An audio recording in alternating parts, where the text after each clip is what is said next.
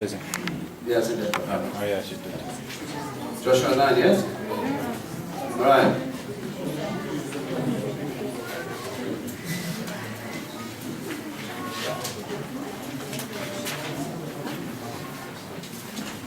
Did you get the meaning of it? Who felt that was this?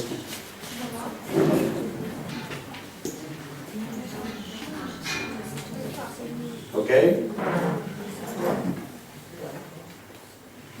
Do we have break classes? And then rain? I can't see through the door. Everything's fine. All right. Did you get the meaning of Ayala? What's this translation? All right. So what did we pick up with Joshua 8? What was going on?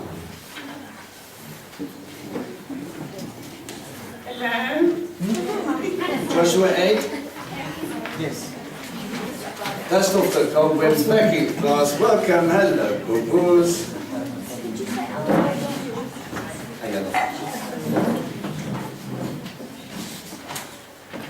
Yes, sir. Camera's what? Switched off or? Not going. No. Is it plugged in? That's normally the first point of call. Point of failure. There's no power. I don't know, next thing you put it on. But if there's no pay for switched off, then it's another story. Do you have power there? No, it is on. It is recording. And then, It's the LCD screen, you know, watching against an angle. Right? I'm seeing it. It's on. It's working. alright, everything's sharp. Joshua 8. Tell me the stories. There was a battle, we spoke about Achan, you guys went home, you rocked yourself to sleep. Any reminders? When Jehovah leads the battle, There we yeah? no, see, when God leads the battle, you're victorious. Because the last time they tried, they got beat. Right. Again, why? Why did they get beaten? Because of sin in the camp. Sin in the camp, a family affected a lot, and then people died, right? You remember? And then they learn of the cost of study. A family's debacle. Yes? Cost is high. And it's a community response. Alright? And now they have to deal with it. Alright? And then they go back and they win.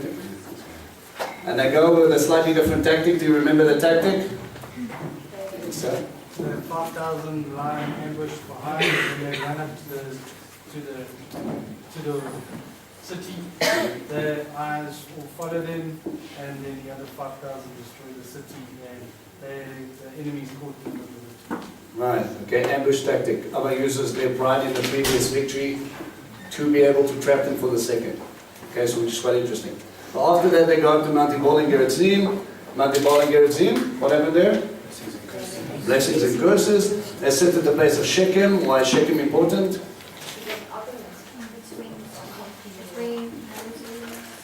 Moses? Abraham, yes.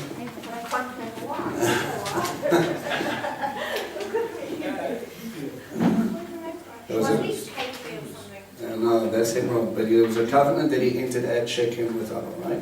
And he establishes over there in between the two, very close.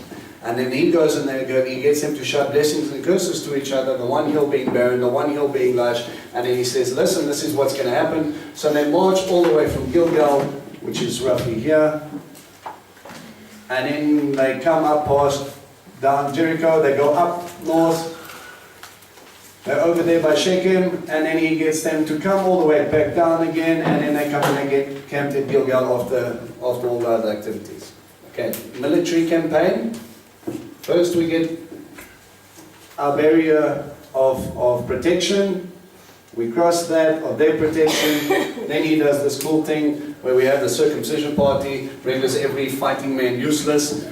Comes across, takes on Jericho, comes back, they recon Ai, then they go and then they try to take Ai, they lose, they come back, and then they sort out, then they go back to Ai, he marches them up probably half an hour's drive to Shechem, and then they come back. Make sense? No, absolutely not.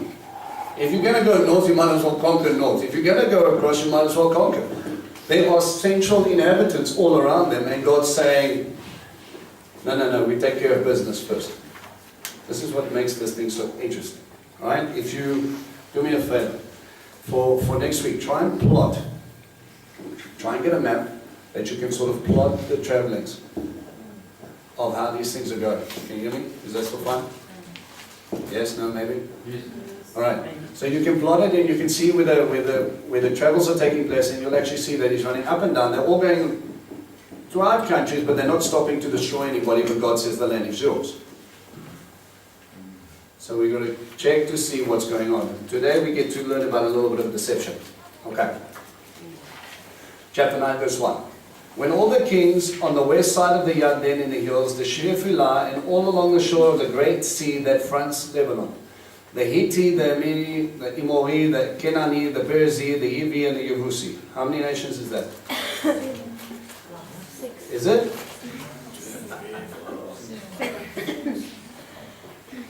Count them and tell me. 6. Originally the list contained 7. Well, no, Decapolis is a different thing. Decapolis, where the 7 went to, were 10 cities.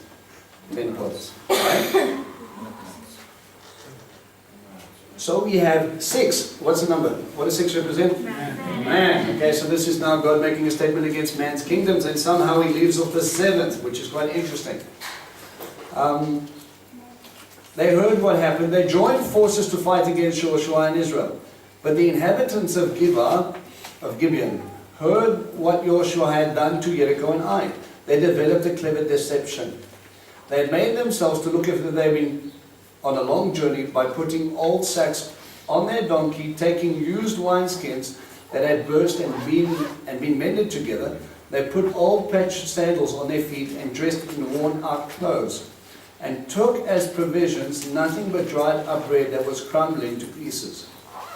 They went on to Joshua in the camp of Gilgal, and said to them, and the men of Israel, we have come from a country far away.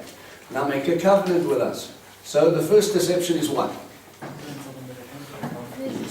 Right, he doesn't tell them where they come from, but they're also trying to deceive, or they're trying to deceive their intellect.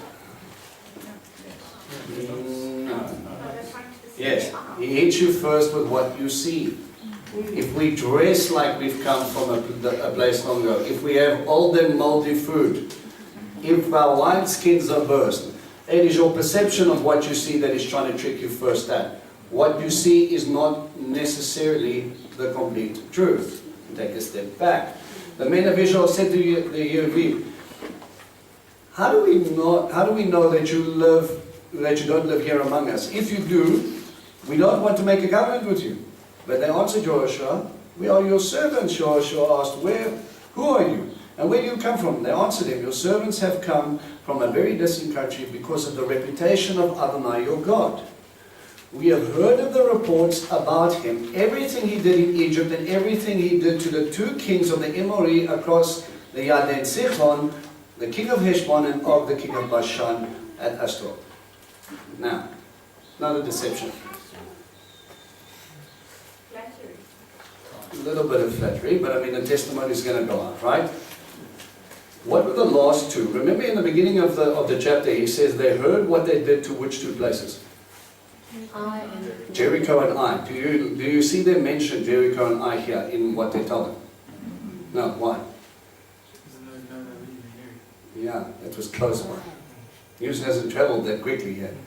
But if we talk about Egypt, Sihon and Og, they're all on the other side of Jordan. And they took a while before they crossed over. So as soon as we heard the reputation of what happened there, we started to come down and started. And in the midst of our travels, you got rid of Jericho and Ai. Meanwhile, back at the ranch, they're 5 minutes down the road. Okay? So our leaders and all the people living in the country said to us, take the provisions with you for your journey, go and meet them and say to them, we are your servants and now make a covenant with us. Here is the bread which we took for our provisions. It was still warm when we took it out of our homes.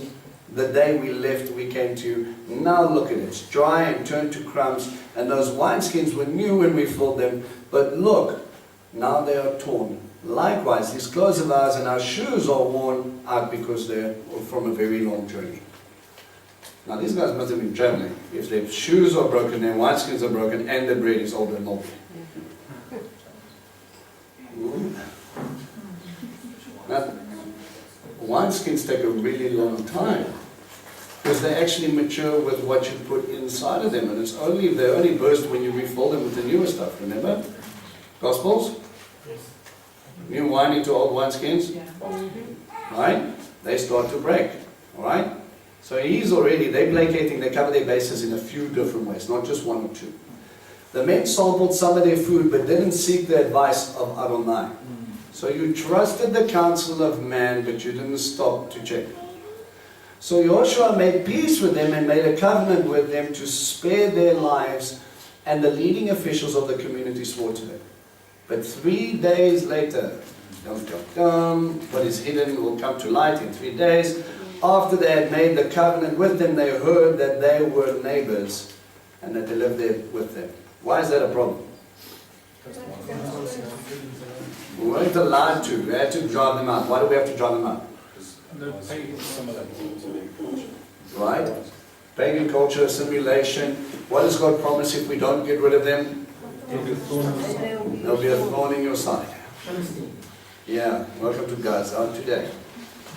The people of Israel traveled and arrived at their cities on the third day. Their cities were Givon, Kifra, Beerut, and Kiryat Yearim. Any idea where that is? Okay. Basically, if we were to draw a little map, you've got Gilgal up here, you've got Jerusalem just a little bit further down,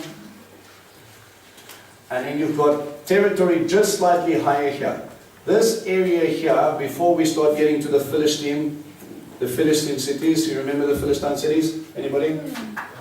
Gaza, Gath, Ashkelon, Ashdod, and Ekron. Right? Those 5 cities are sort of situated on the side here. We go a little bit further up, more or less. Okay? So they've basically got the ancient area of Gibeon. Sorry, I don't see that thing. Can't see the pen. Why would you actually want to see what I'm writing? It's just ridiculous. I don't know. Okay, so we've got the ancient city here of Gibeon, this territory here. Okay, you've got Jerusalem a little further down, and these guys are not far away.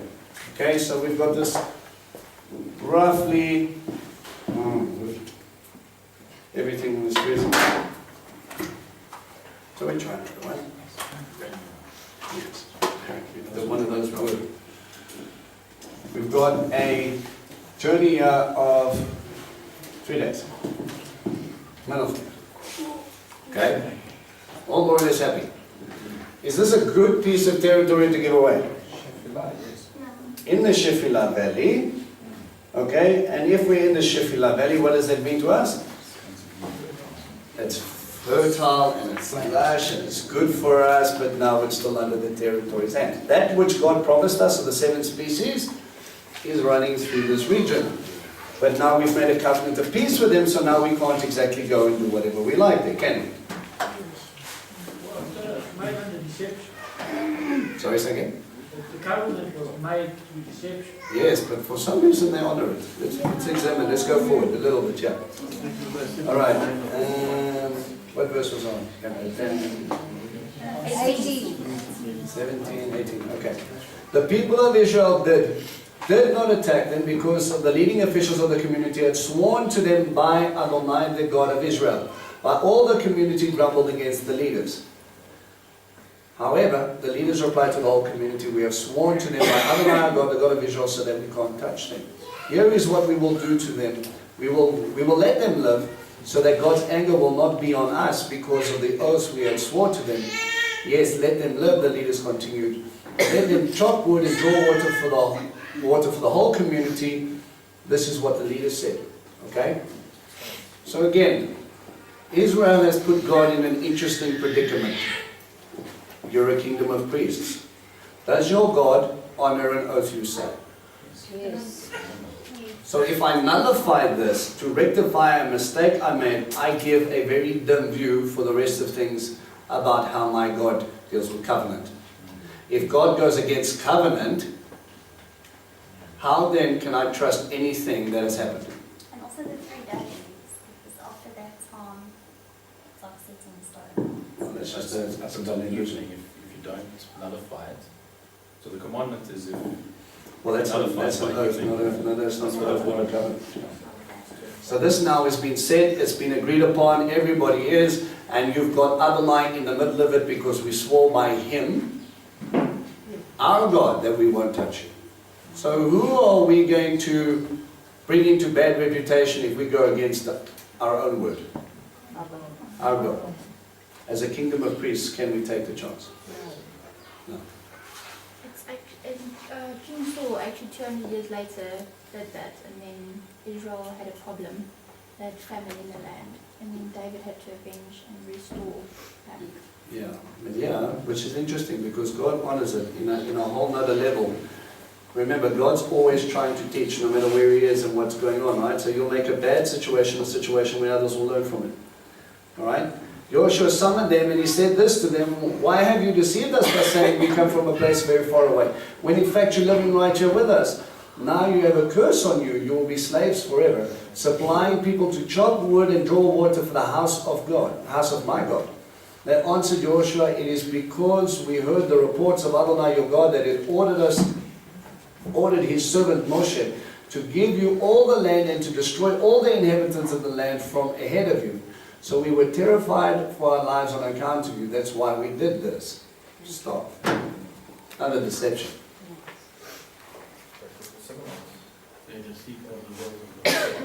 Yeah, wasn't Rahab chilling up in the camp going like, huh? You have two choices. You can go and say, we understand this territory is yours.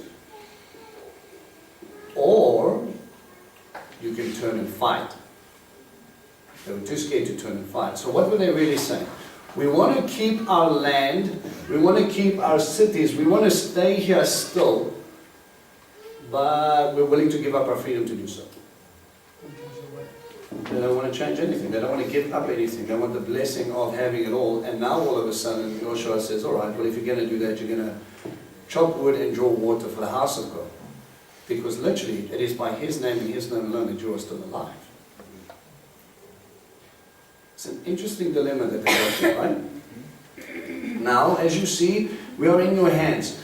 Do to us whatever you seems good and right to you. So Yehoshua did exactly that. He saved them from the power of the people of Israel so that they did not kill him. Interesting. Yehoshua has the power to save people from death. When do you think that's going to come up again? Especially after 3 days journey. What does Yehoshua mean? God saves. God saves. Not salvation, God saves. So again, he comes in and he protects him. But he did the same day, make them choppers of wood and drawers of water for the community and for the altar of Adonai in the place which he would choose, and they remain so to this day. Now we've got another little interesting chapter that comes up. Revelation students, pay attention. When Adoni Tzedek, king of Yerushalayim, heard Yehoshua had taken Ai and utterly destroyed it. He had done the same to Ai and its king as he had done to Jericho and its king, and how the inhabitants of Gibeon had made peace with Israel and were now living among them. His people became greatly alarmed, because Gibeon was as large as one of the royal cities, larger than Ai, and all its men were courageous. Where's Jerusalem, and why is Mr. Adoni Tzedek panicking?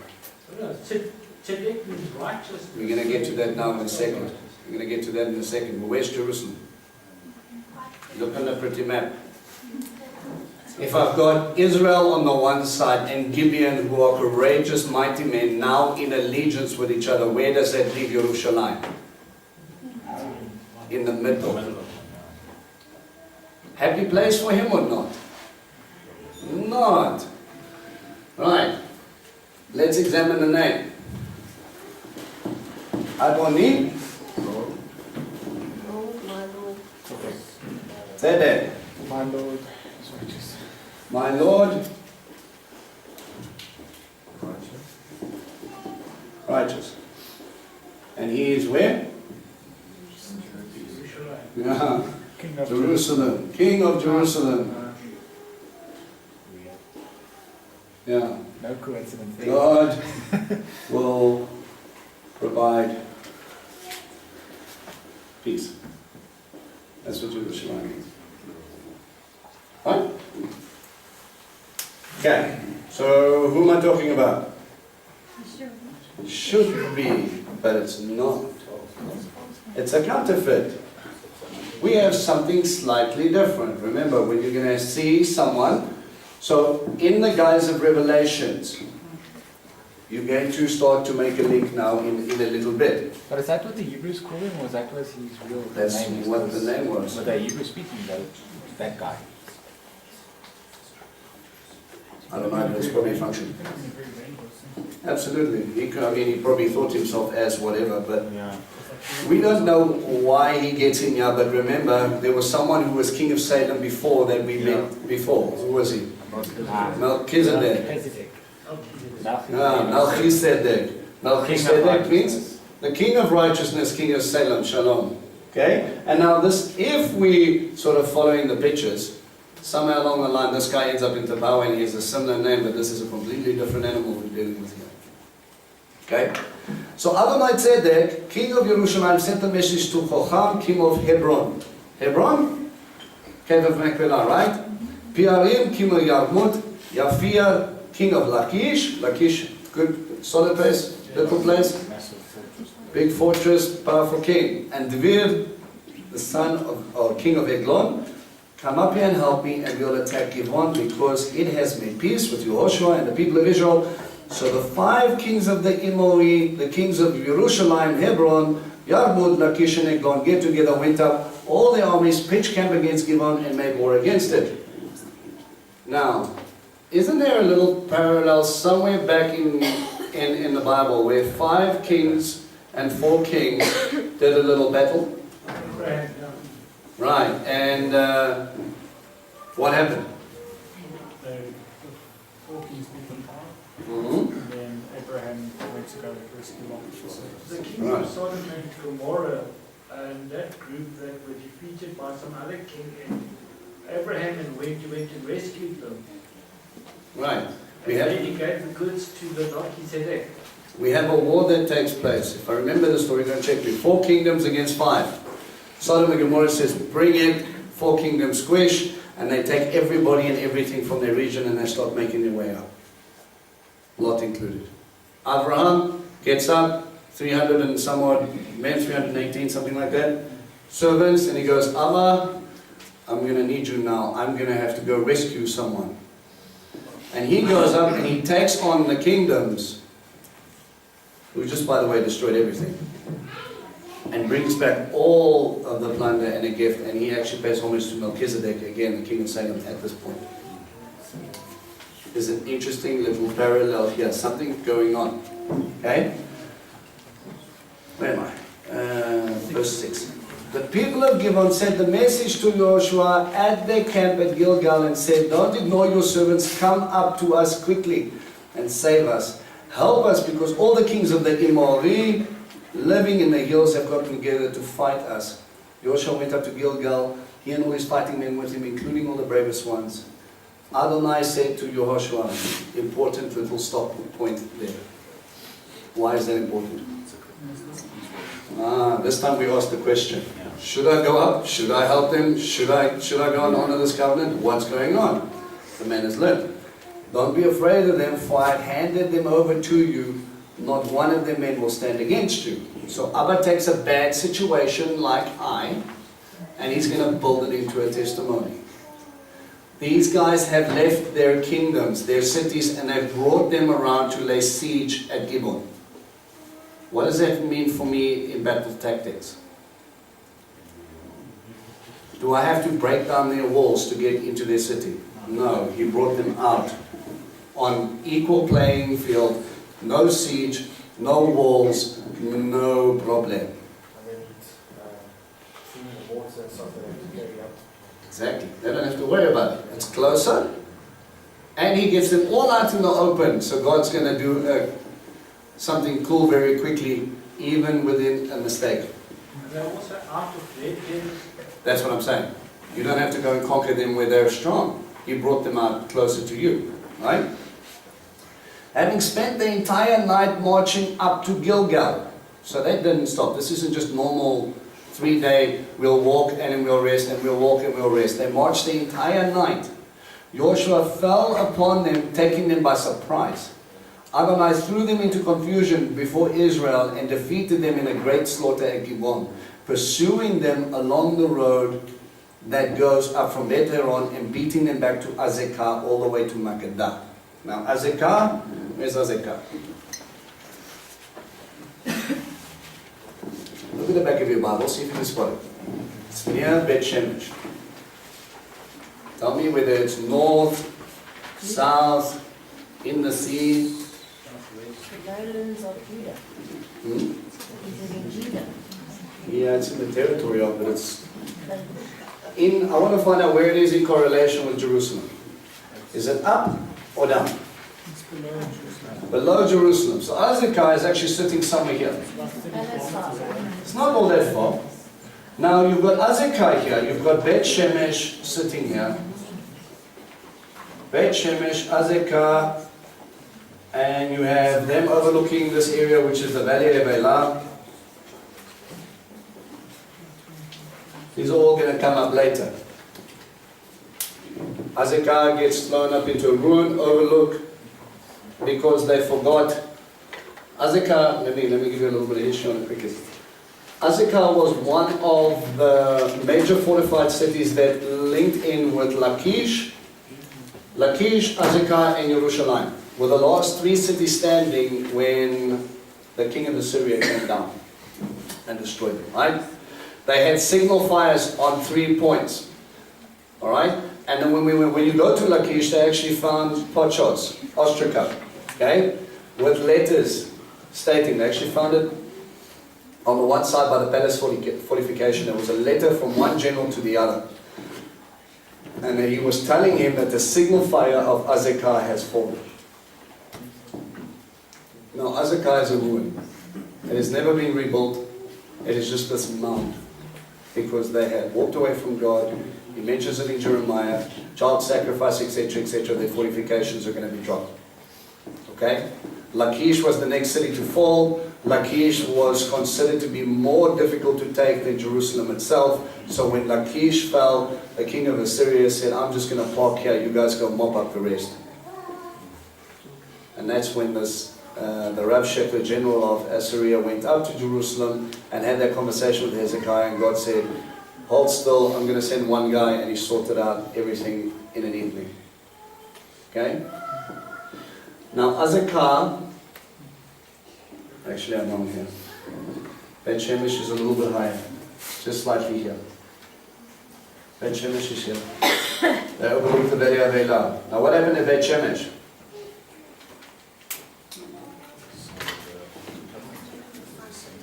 Right, remember Samuel was being trained up by somebody. Anybody? What was the high priest's name? Eli. Eli had 2 sons.